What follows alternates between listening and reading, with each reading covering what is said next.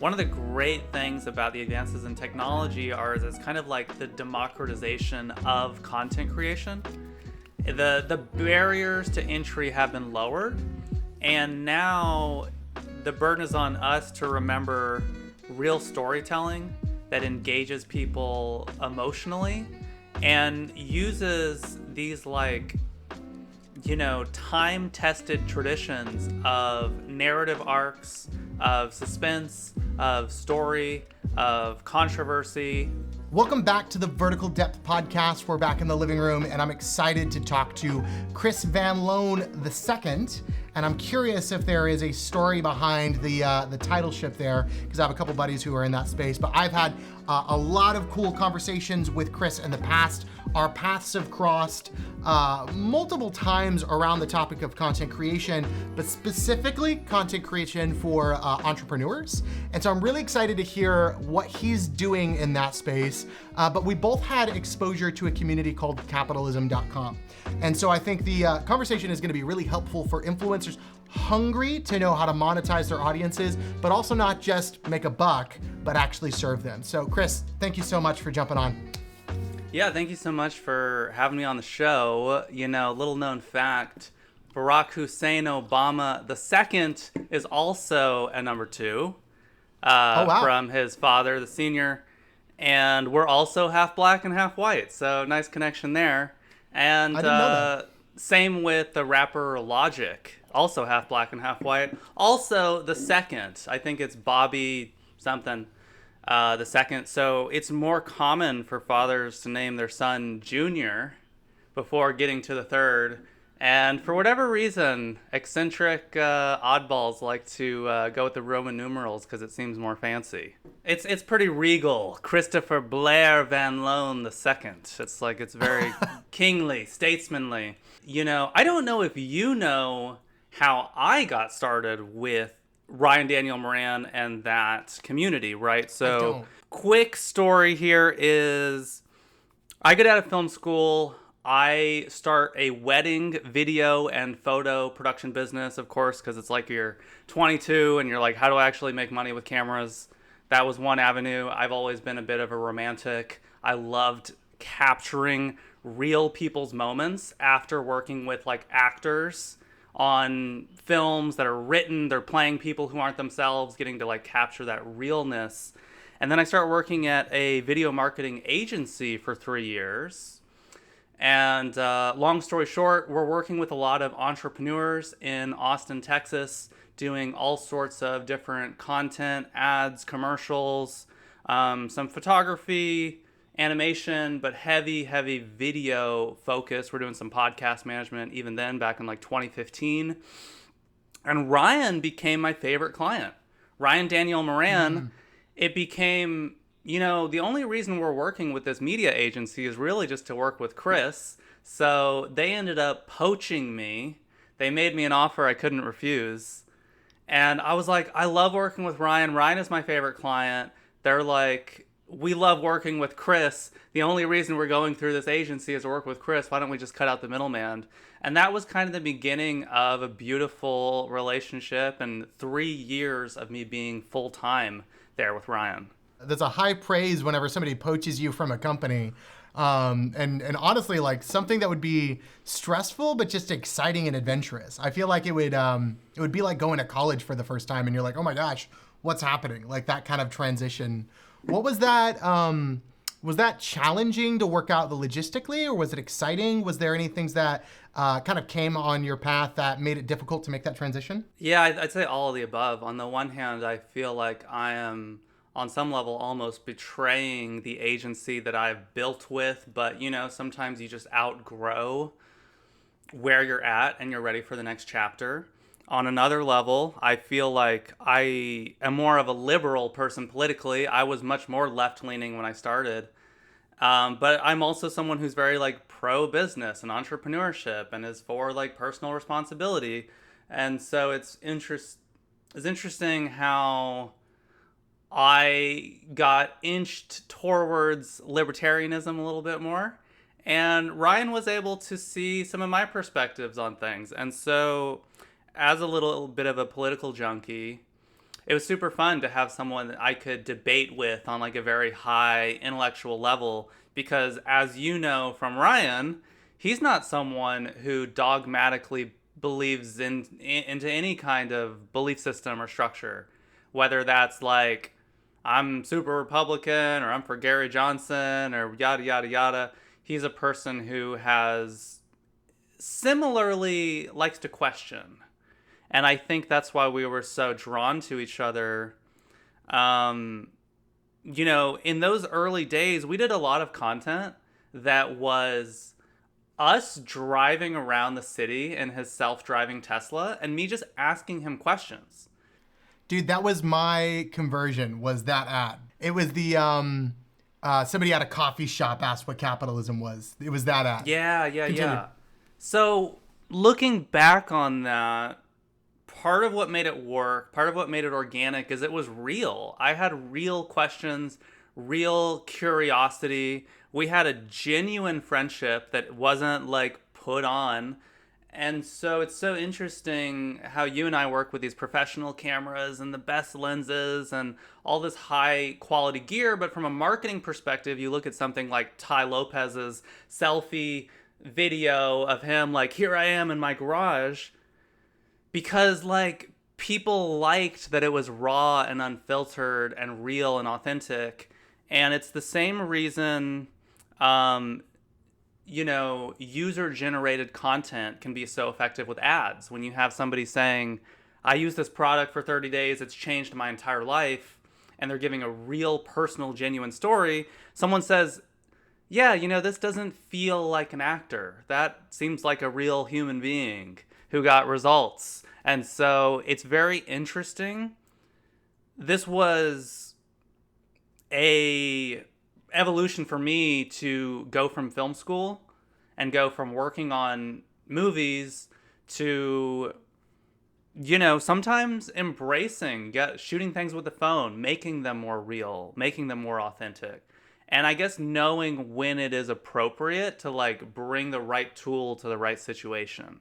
Okay, so there's a bunch of technical questions because I think you and I probably had a similar crux, because I was in the commercial world. We were doing $80,000 Home Depot commercials with very little return. Return is a relative word in that world.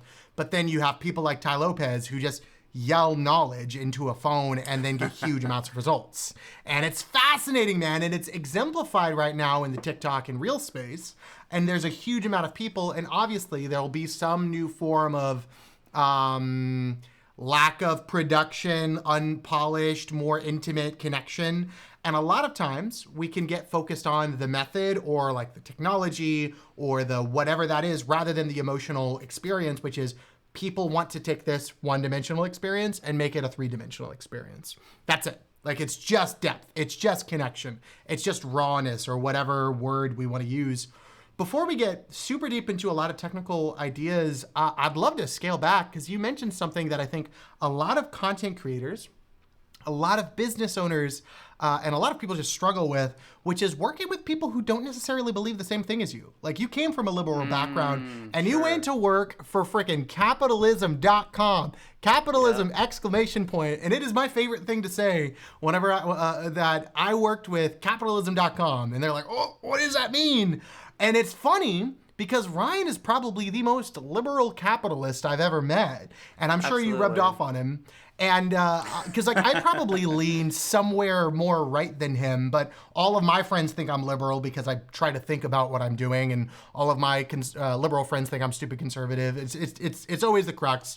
But I love the meshing of ideas, man. I love the clashing of ideas.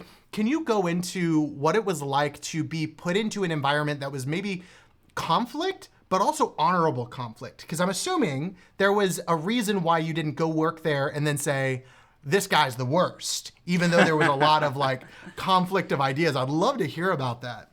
First of all, I think a lot of us really want the same solutions to the same problems, and we have different ideas about how to arrive there. And so Ryan opened my eyes to like, hey, maybe those solutions aren't best applied on a federal level to 330 million people. Maybe there is a lot of valid power in the idea of like states' rights, letting states be kind of these mini experiments to figure things out. It's very interesting to think about how the cultural differences between somewhere like Alabama and Mississippi are more different than New York City or California than Portugal and Spain are, right? Or than, let's say, like Germany and Poland are. It's vast cultural preferences and differences within the United States. And so I think this goes like really deep into my roots, honestly, of who I am as like being half black and half white. I will go home to see my mom's family. Just saw them a couple months ago in small town Arizona of Kingman, small city of about 20,000 people, right? Where there's a lot of scapegoating of immigrants taking our jobs and small town thinking. And then I go to my dad's neighborhood, West Philadelphia, born and raised. No, my dad literally went to the same school with Will Smith, has met Will Smith, has like jammed out and like played music with Will Smith in the garage and played basketball with Will Smith as a kid. It's just a vast difference. And when you're growing up in that perspective, it's hard to become too deeply entrenched in your own opinions. And as a content creator, I'm more vested in provoking thought and working with like charismatic, thoughtful people than I am like what's right or what's wrong. Like it's really hard to dig your heels in too deeply into one set of beliefs, you know. So I'll give you another example. My best friend Alex here in Austin, Texas, he's worked on some political campaigns. He worked on the Mitt Romney campaign, following him around and doing video and creating ads. And he also worked on the Bernie Sanders campaign. And so once you're very close to seeing how like the apparatus works, you realize that like it's a lot of theater. It's all like a bit of a circus. Maybe these people don't even necessarily believe in the viewpoints they put forward, but they realize like, well, it's going to be popular for me to say this. I need to represent my constituency. So now I'm at a point where I gladly, happily brag about my affiliation with capitalism.com and all the great work we did. And I challenge my more liberal friends to really think about, is it capitalism that you don't like, or is it like crony capitalism and corruption and corporatism? Because one example I'll give people is if I make a painting and I sell it on the street corner, and you know I'm trying to sell it for $30, and somebody's like, I only got 20, and you're like, well, I like it. How about $25? And I give them this painting that I've created, or this bracelet, or this necklace, or whatever it is. That is like the most pure form of free market economics ever. And what's wrong with that? What's wrong with a small business, a creative person creating something and freely exchanging it with another person who values the item more than they value the money in their pocket? Yes. You know, this is kind of like this is like the natural order of the world, that is free of like man-made constraints. Like this is like such a natural system of bartering and exchange that it's just worth pointing out. And anyway, I don't want to take this whole podcast super political, but to tie this back into content, it's like I like being challenged. And so I have a podcast called Podcast People, where I review my favorite podcasts and I sometimes interview podcasters about podcasting. So it's very meta. And one of the things I encourage people to think about is thinking about their media consumption diet that you're putting into your mind, and almost think about it as like a pie chart.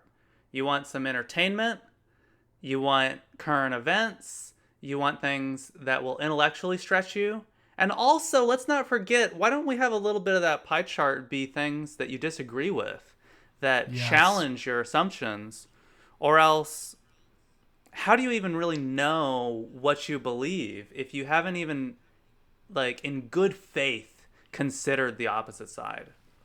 The first interview I did was with my brother, and we were in the wedding space. He was selling 800 weddings over the span of 3 years. Wow. Very interesting story. Very stressful story, but all of it centered in on conflict. The tagline was, "My brother stole $500,000 from me," and really the only reason that happened, just very silly. But the big thing that I think both of us grew in was healthy conflict. Was not agreement. It wasn't. Here's what we both land on that we both agree. But also, it wasn't, here's how we're going to have conflict and I'm going to win. It was, how can we butt heads to make better ideas? How can we value other people? We see this in introverts and extroverts. We're a culture that worships gregarious people and don't value the more quiet, focused work people to be able to promote them because they're not going to go take things, but they're the people who often get some of our best results. And because there's not room for healthy conflict, it's hard to get those amazing results out of those people. And in the same way, I at times I'm considered a more gregarious person, but compared to a lot of people. But knowing how to really step into conflict in a healthy way, and it is one of the biggest things that create some of the most beautiful things that we see in the world. Some of the biggest audiences, some of the best products. And I think obviously we're not focused on a political conversation, but I think it's an interesting spot to say, hey, I don't agree with you on some of the most fundamental, most distant, big ideas that create some of the biggest arguments and biggest voids between ideas. But if we can butt heads, we can make some of the best things out there. And I feel like while you were there, you created probably friction that helped capitalism.com become what it is today, which I think is fascinating, man. I became a part of that community while you were creating friction and challenging a lot of ideas. And I think it opened up my eyes to, honestly, not only things that I agreed with him about, but it challenged my eyes to things that I was maybe too XYZ about, whatever thought process or political opinion. So I love that. Was that fun? Was that at times exhausting? I think a lot of people can be scared of that because obviously it does take energy, but was it difficult to be in that kind of environment or was it energizing for you? I'd say it's a little bit of both. More fun than exhausting. I remember one time Ryan and I were on a flight from Romania to Ukraine back in this is maybe 2018, 2019. Before things were really popping off. That's an experience in of itself. I could tell you we could do a whole podcast just on that. And we just argued about Trump the entire flight. And I'm sure we annoyed everyone around us because it got heated. We're getting into it. And as someone who I think always wanted to take debate in high school or college, but never got to, it was super rewarding because I always saw myself as somewhat of a combative intellectual, which is we arrive at great truths through that kind of dialect, that it's pressure creates diamonds, you know? So the problem is, to be transparent, it can be exhausting when you're trying to have a debate with someone who is your boss, who has very high status, who pays your bills and keeps a roof over your head. And so that brings a certain dynamic to the whole conversation that isn't fully even, you know? Yes. I wrestled with this, but a lot of my leadership didn't even give that chance, or eventually they were just we're done. I had a couple people who did a really good job of this. Sadly, we just agreed on too much, though. That was they were really good at allowing people to bring their thoughts, disagree. We disagreed on some practical things, but we couldn't really find many things that we disagreed on principle. Was there, answer this to your own discretion and obviously edit it out if not. Do you feel like there was anything that you learned or that was intentional, that was given to you to have the space to have those disagreements? No matter what, the power dynamic makes it hard. But did you feel like there were on-ramps that you learned from him as a boss to have that conversation without it being, hey, you disagree with me, cool, your pay is taken away, or you're like, I've had and dude, I've worked in ministry for years, and that kind of silliness is oddly very common, which is super sad. And it sounds ridiculous, but I imagine there was at least some space or some intentional space. Was that present, or did you kind of have to develop that for yourself? What did that dynamic kind of look like? Yeah, I think a lot of the time, incentives are much more like subtle and individual. And so I think one of the biggest learning experiences that people can take away from this is, having like empathy. And so sometimes that just means learning how to have a conversation from the viewpoint of the values of the other person across the table, right? So this person cares about X, Y, and Z. Let's structure arguments based on what they care about instead of like what I care about. We're living in a world right now where people are listening to every episode of Joe Rogan more than like CNN, MSNBC, and Fox combined. And I think the reason for that is like, say what you will about him, is that it's signaled that there is a real hunger and a need for like long form, nuanced conversations. So you look at a presidential debate in which they're like, all right, you have 90 seconds to respond to the point. And it's like, hey, you know what? This is really complex. Maybe 90 seconds isn't enough. What if we just like sat down two people for like 2 hours, go back and forth respectfully? There used to be 3 channels on TV. And it was really interesting because like back in the day, the percentage of the United States that would watch any given show that was on was like really high. And we're fracturing into smaller and smaller niches and communities. So that's kind of what I see happening on whether it's Instagram, TikTok, or podcasts.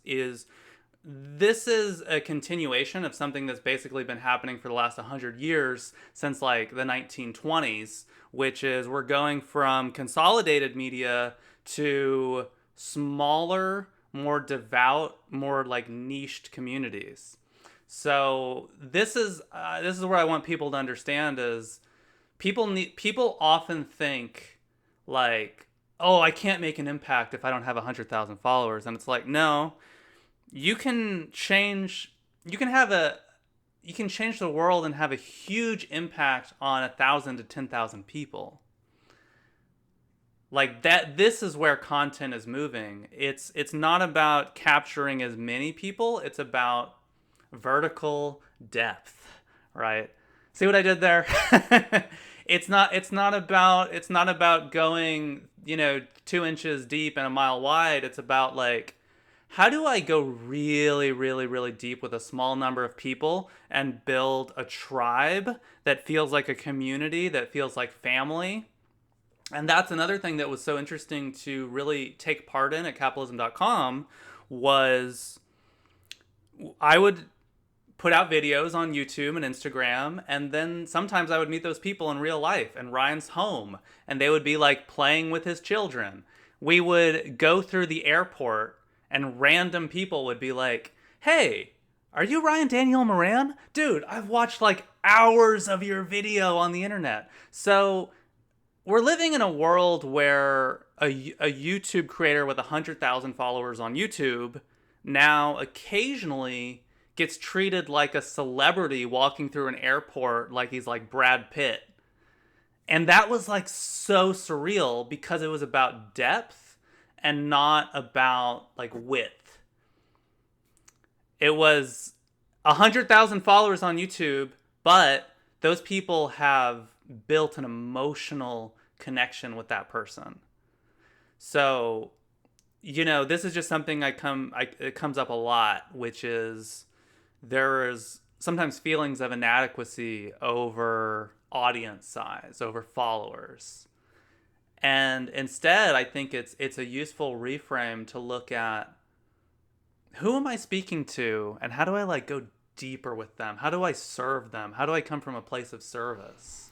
Dude, those are like the keywords. I'm not meaning to interrupt you here. I'll have to put some kind of timestamp marker in some introduction of like, hey, forgive the politicalness of this first 24 minutes. So, well, it's unavoidable when you work at capitalism for 3 years. Like, it is. It's just.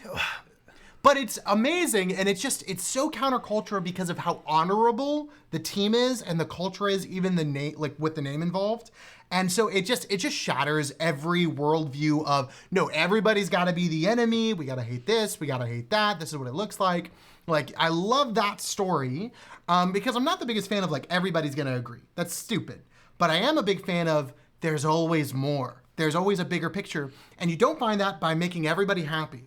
You find that by caring about your people. You find that by going deeper. And I love that. It was just cream of the crop, little tag in for the vertical depth. Boom. So I was like, yeah, man. It was so good. And all of this is so helpful. There is this big parallel for content creators and entrepreneurs where they think they are the opposite, and they're not. And if they just spent time figuring this out a little bit, they'd figure out they're almost the exact same person. And they just need to learn some language. They need to learn how to work together. They need to learn how to have some friction and figure out how to date in a way that allows them to have the friction without hating one another. Because there's so much opportunity for that. Because you played a content creator role with vastly different views, and you made amazing, helpful things that you believe in and brought them to the world with a person that had a different worldview and had a different skill set than you. But you guys were playing a similar role. You guys were playing on a similar team. And I really believe that there is a very clear parallel between content creators and entrepreneurs. They both care about the people they're talking to, if they're good. Some on both sides don't, and they both want to bring things that they believe in to the marketplace to serve the people that they say they're making this for. And there's so much room for partnership in those kinds of relationships. I really, really believe that.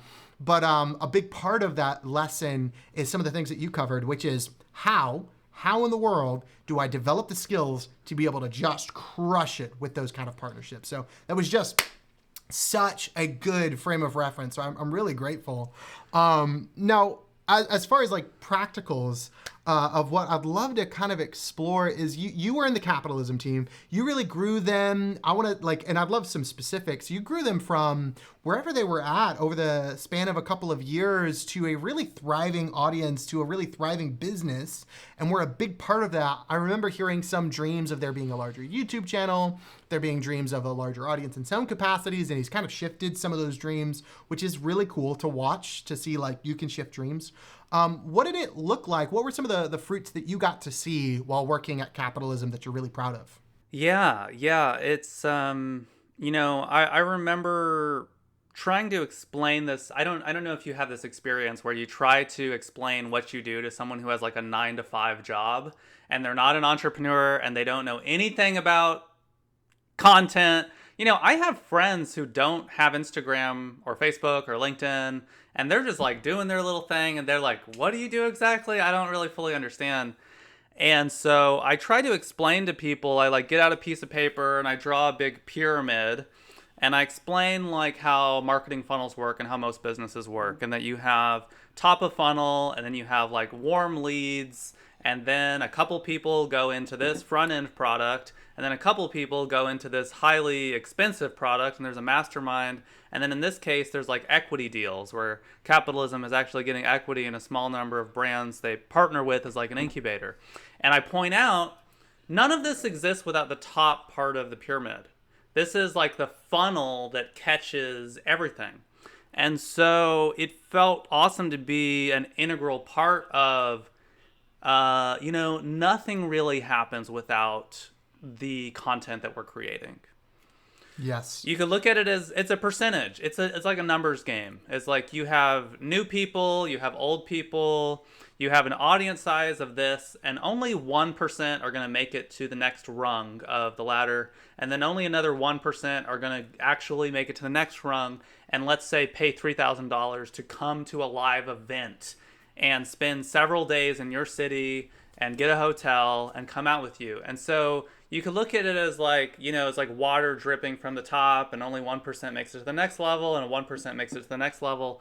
But up here, there's only a business to begin with because of podcasts, YouTube, LinkedIn, Facebook, Instagram, everything we're doing on the content side. And so I looked at it as kind of like an actor-director relationship. And so I think for content creators, it's interesting to think about, if you're not that charismatic speaker yourself, to think about kind of hitching your wagon, partnering with someone who is highly charismatic on camera. And so we were super effective in selling courses and selling events and growing YouTube channels. So basically we go from like 30,000 to 100,000 YouTube people. And also some of these numbers are kind of hard to wrap your head around because the media landscape was like a different place in 2017 and 2018. Yes. You could just spend a bunch of money on Facebook, and we got to like, I don't know, 250,000 followers. Were those good followers? Like, were they Americans? Yeah. Were they people who actually wanted to spend money? But also those vanity metrics were part of feeling like established. And so, in those days, like, we had at least 5 videos get over 1 million views through completely organic traffic on Facebook. Yes. And that was amazing. But in today's landscape, you have to pay Facebook to reach the people who are already following you. Right. Right. They're like, hey, I know those people have raised their hand and they say, I wanna watch these videos from this content creator, but they're almost like holding your followers hostage from you. So a little bit of a tangent there. But, those metrics really meant something back then, because those were truly viral videos of people sharing them to their wall, DMing people, sharing them with friends. So did you ever see the video, when I was a kid, all I wanted to be was a millionaire? Yes. Love that video. That was one I think we shot in Costa Rica on the beach. Yeah. And that was originally a text post that Ryan made on his wall. And so we used that as sometimes kind of a laboratory for fishing for good ideas. Throwing things against the wall was, we're putting out emails. Some of those emails are getting more opens and responses than others. And then we're putting out text posts on social. Some of them fall pretty flat, and some of them are like so viral, it's like, we need to make a video out of this. So it's interesting to think about kind of like cross-medium testing like that. I'm curious as to what that looks like now, because obviously the landscape has changed a lot. But then also it's changed, but it hasn't. This is something I'm really passionate about, is obviously the algorithms changed, where things work changed, all of these things change. But what hasn't changed is make good crap. Like some of my favorite like business advice that I've heard, content creator advice. There's like a whole MVP company, and the MVP company is like for product development, and their business model is make crap people want. Like just make stuff that people actually want to see. That's the ticket. So what do you need to spend money on? Things that help you figure out how to make stuff that people actually want, and relationships that help you learn how to do that. Which I'm sure we'll cover briefly over talking about AI and all of these different trends and NFTs and crypto. Is all of these things really help us skip that step, because the landscape has changed, but the principle hasn't. And I think you spent a lot of time learning how to build ideas and processes and relationships at CAP that helped you figure out how to make stuff that people want. And now that's playing into obviously what you're doing now, which is fascinating, because you spent about 3 years, am I correct? 3 years on staff at CAP? Yeah, 3 years. Yeah. And so you created content with them, and that's kind of led into what you're doing now, which is repeating this process, but doing this with a lot of different kinds of content creators, which is super fun. It's similar to kind of some of the stuff that I'm doing, but a little bit more intentional. I love the niche. And one of the things that you said that is just gold is a lot of businesses treat content like something they need to add into their business.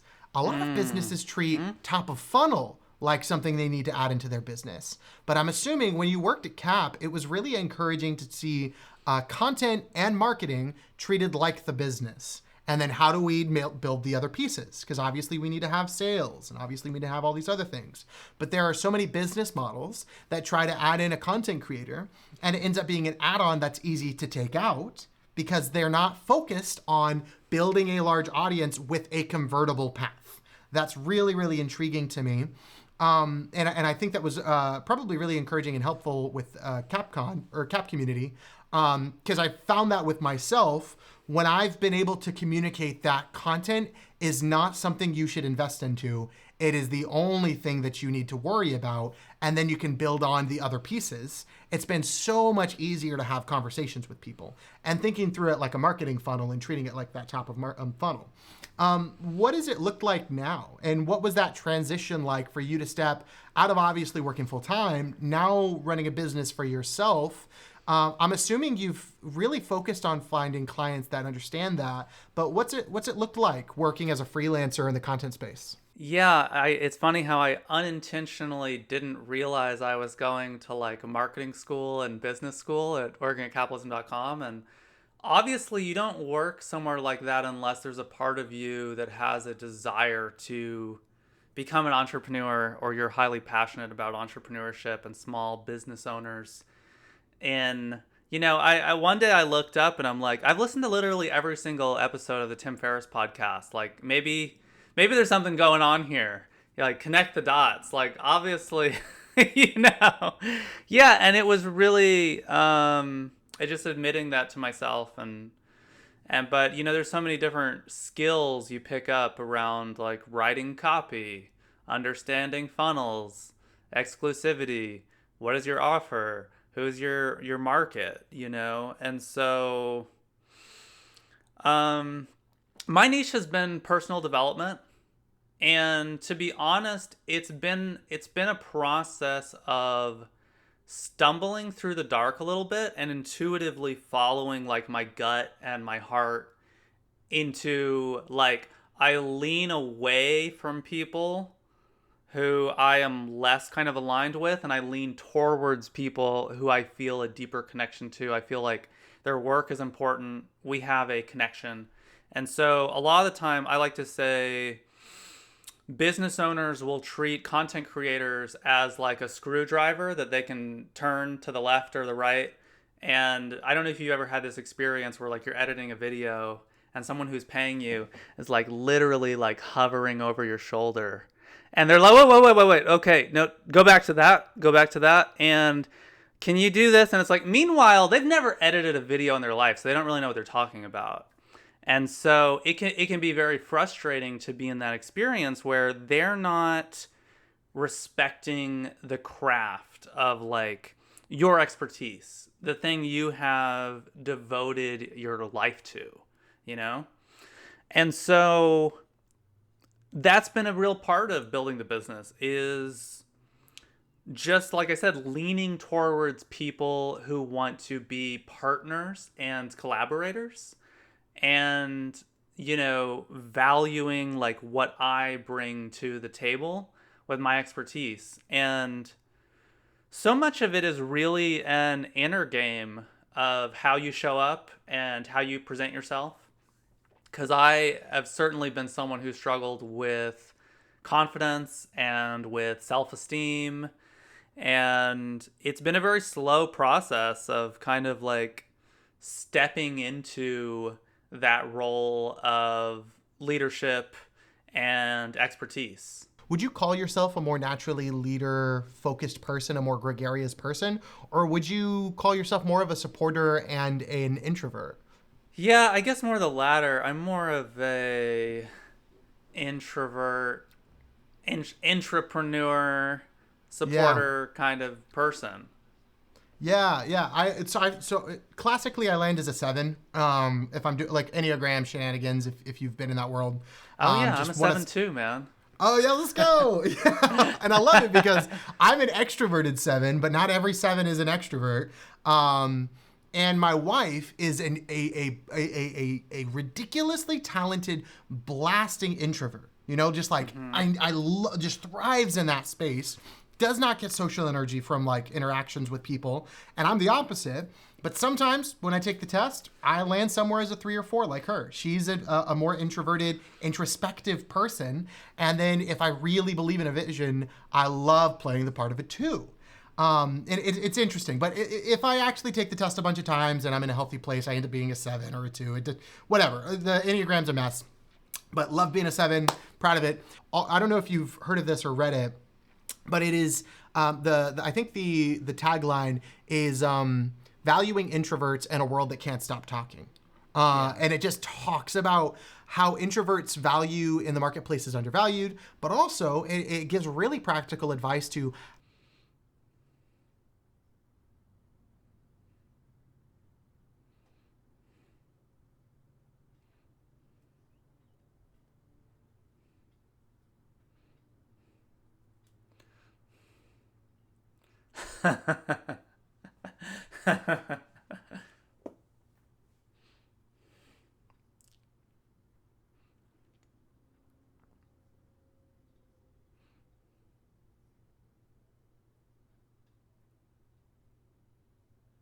And then when you go and do it for yourself, you're kind of forced, like you said, to stumble through the dark and try out some of these qualities.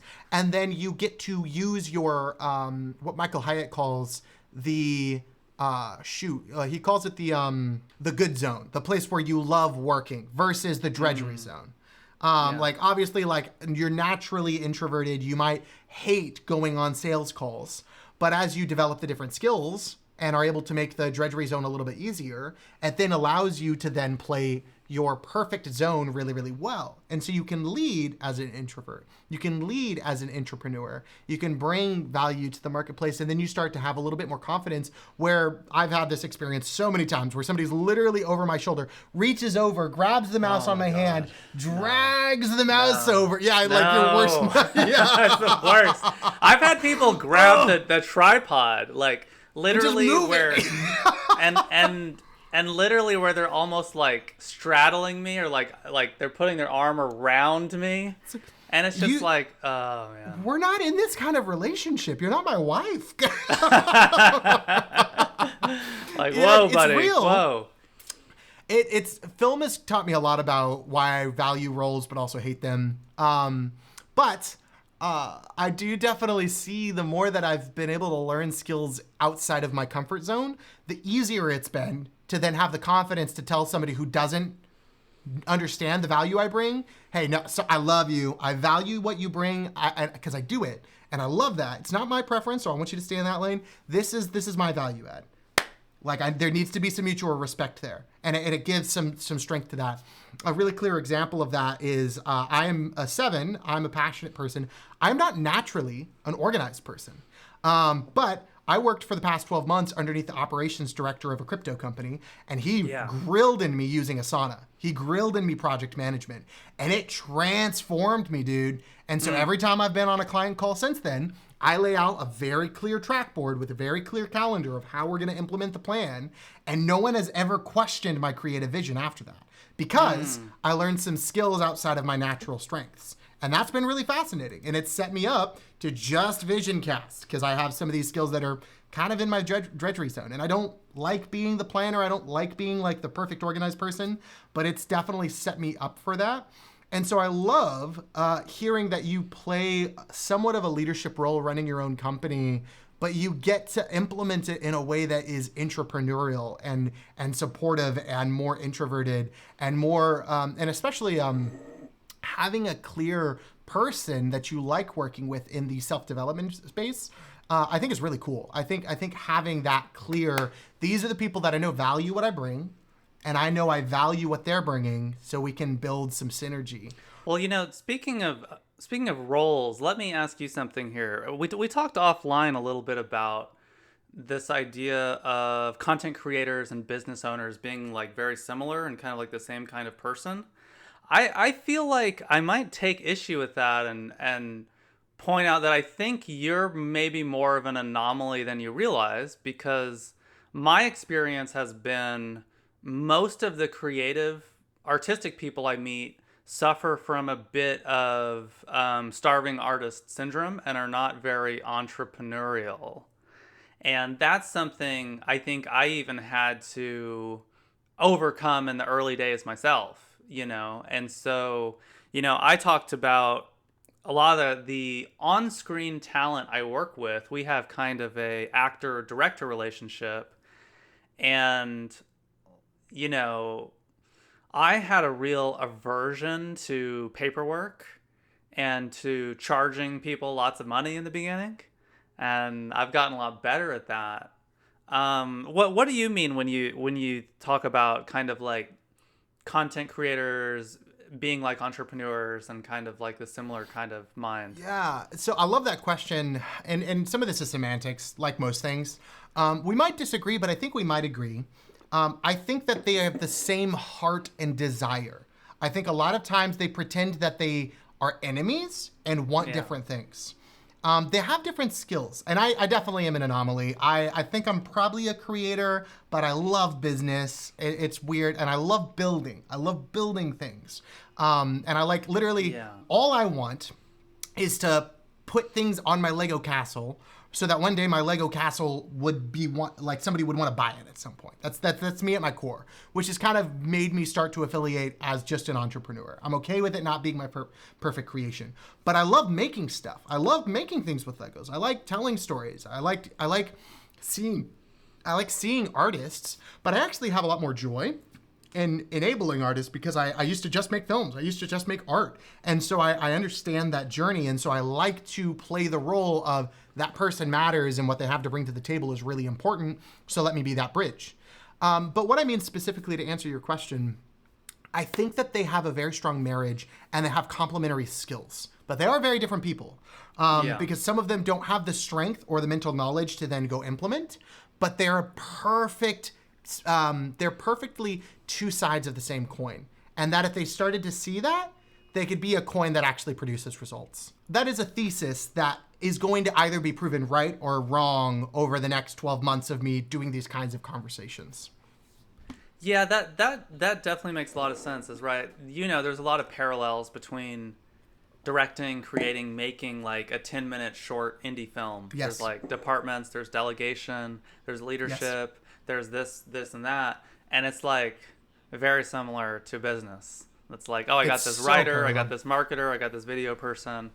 And so a lot of those things I think have served us well, and like not just going from building creative projects, but then going on to like really build businesses. Yeah, and I think that there's challenges because of semantics. It's just like, they're just completely different things. As I worked in traditional film, like very specific terms. I tried to call project managers assistant directors and producers in business, and people were like, "What are you talking about? Stop!" Like people got upset. They got upset. Yeah, I need to hire a but producer. that's what you do. That's what you do. Yeah, and they're you like, get an AD. Yeah, and I love having an AD. Oh my God, having an AD makes me direct so well. And they're like, well, you just want somebody to do your job. I'm like, no, like I want to focus on vision. What are we doing? But it makes a lot of sense for a team lead to have a project manager because there's 30 things that need to get done. And so a lot of it's semantics. And then we have this wild west of TikTok where they don't know any terms and they're just content creators.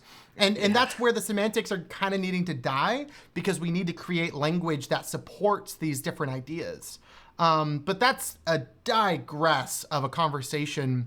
Before I monologue, I would love to. I like the conflict. I love it because I don't know. That's something I'm trying to figure out where vertical depth is the podcast, but obviously I think in the long run, who are these people that I'm serving? And I think I'm kind of describing them as the entrepreneur creator, but specifically like the entrepreneur creator that like wants to like make stuff that they like and for people that they like. But I teased Ryan last time I chatted with him last week because I was saying like, yeah, I basically want to be you for influencers. And he's like, well, I like influencers too. And I was like, all right, I want to be you, but thick. Is that better? So we were cutting up, but and in this journey, and then we could go a little bit deeper. We're around the 52-minute mark, so I don't want to hold you. What do you feel like you're most excited about for the future? You're taking on contracts. You're building out relationships. I'd obviously love to digress into how you built those relationships, what they look like financially, to your comfort level of course. But more than that, what do you really hope to do with this, and who do you really hope to serve with this business that you've built in the content creation space? Yeah, I mean, two big things come to mind for me right off the bat, which is really raising the consciousness of humanity. You could interpret that however you want, but what I mean by that is kind of like there are a lot of people that are like sleepwalking through the world, doing their little tasks, caught in their habits and their patterns. Um, you know, maybe habits that they're ready to outgrow and move on to the next level. And so I have been so passionate about this personal development niche because podcasts like Tim Ferriss, videos like those from Ryan Moran have really rewired my own brain to be a happier, kinder, more thoughtful, intelligent person who's like crawled his way out of depression and low self-esteem and low confidence to feeling more like aware and alert and having more agency over creating life, like, the life I want to create for myself. And the other thing that's really exciting is looking at the business as an engine for creating abundance in my own life. And so a lot of people maybe like almost don't want to admit to like, well, the purpose of my business is to like fund my life and make a bunch of money, do whatever I want, don't have to have a boss and see the world. And the reality is I do think it's important to have a real life outside of business, to build a life with your romantic partner, to be able to give back to your family, to your community, to your faith. And it's so easy for entrepreneurs to get caught up in the beast of like constant tweaking and making more money and strategies. And it's like important to zoom out and say like, what is this all for? And so part of the distinction I was making earlier about like the business mindset versus the content creator mindset is I right now at 34 don't personally have any ambitions of building a 20-person team, a 50-employee company, a 9-figure business. Because I don't know if you listen to people like Alex Becker or Alex Hormozy or, these kind of influencers. And it's really important to think about with any business, how big can this scale? If you're doing software as a service to corporate clients like IBM, that could be bought by like Google or Oracle. And so it's important to understand like what is the purpose? Like, what does this business exist to do? And for me, Van Loan Film Co., part of it is just to fund my own life and create abundance for myself and the people I love.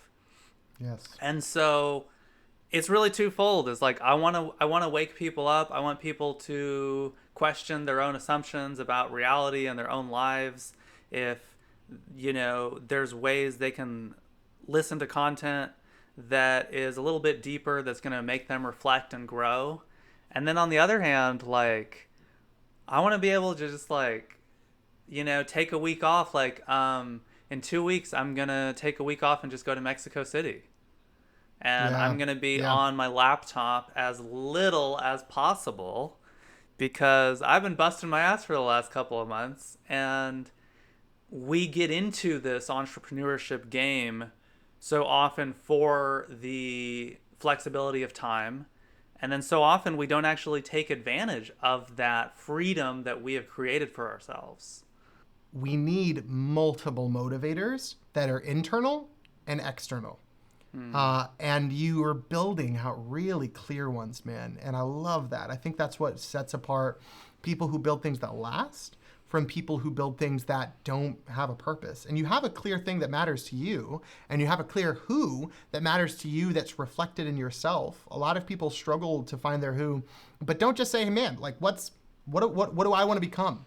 My who got so clear, and I'm not like, oh, you got to get healthy to be happy or blah, blah, blah, gym bros. I'm not like particularly in that court.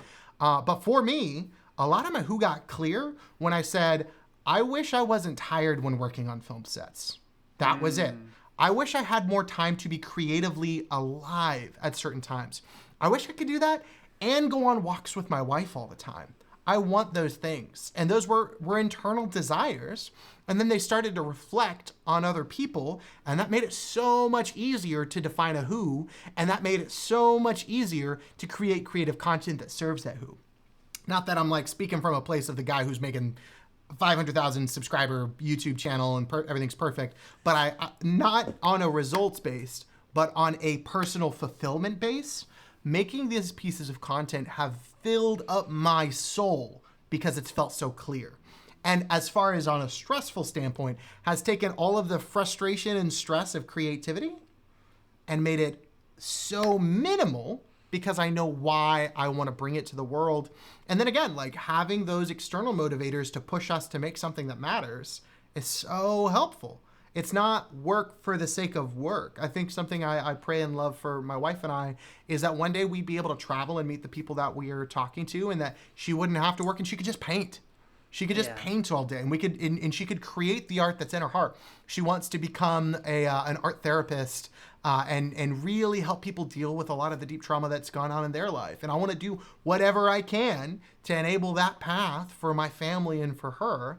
And then for me in the long run, I want to do whatever I can to help people feel like they know who they care about, because that for me has brought me so much life. There's so much that we could go into. And I'm no need to limit, but I want to be respectful of your time. We're at the hour mark. Is there anything else very specific that you'd love to cover or go into in our time before we more officially close out?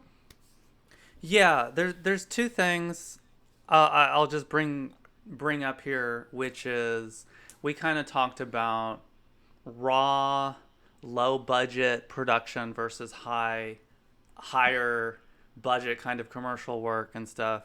And I just want to remind people that one of the great things about the advances in technology is it's kind of like the democratization of content creation. The barriers to entry have been lowered, and now the burden is on us to remember real storytelling that engages people emotionally and uses these time-tested traditions of narrative arcs, of suspense, of story, of controversy. And so I'm just really, really grateful that we live in this time because, I remember when I was in film school here at UT back in, let's say, 2009, I had this professor, Ed Radke, and he sat us around. We're like all in a big circle. He's one of those cool kind of eccentric professors who was more of a filmmaker than an academic. And he looked at us and he said, you guys, all of you here are the descendants of cavemen who used to tell stories around the fire and who used to paint pictures on walls. The only difference is the tools have changed.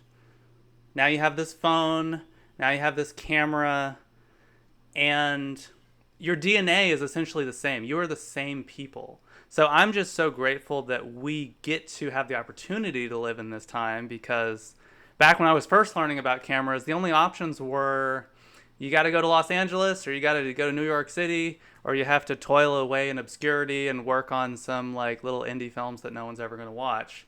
And now have been bit by the marketing bug a little bit.